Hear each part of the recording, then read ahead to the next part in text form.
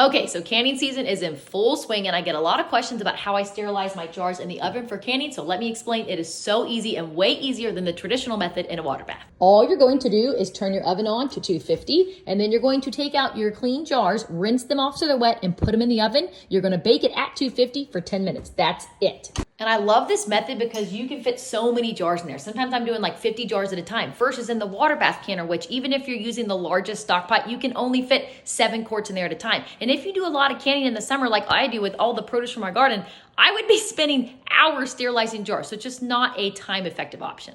Now, a little disclaimer here, technically this way of sterilizing jars is not USDA approved. The only USDA approved way is to do it in a giant stock pot full of water, boiling those jars for 10 minutes. But let me explain why I think this is safe. If you look it up, botulism only takes a temperature of 250 degrees for 5 minutes to kill it, which is why I do this at 250 for 10 minutes to ensure everything is actually sterilized. But here's my little pea brain opinion and thought process on this for the water bath method. If you live at 1,000 feet of elevation or less, water boils at 212 degrees Fahrenheit, which technically is not hot enough to kill botulism. So I'm not really sure why that's the recommendations. But also one last thing, when you're sterilizing jars, you only need to sterile for water bathing. I don't sterilize anymore for anything that goes into a pressure canner because honestly, there's nothing living that's going into that pressure canner that's coming out alive. So that's it. So I hope you found this helpful and not offensive. Let me know if you have any questions and of course, stay tuned for all things canning. Happy homesteading!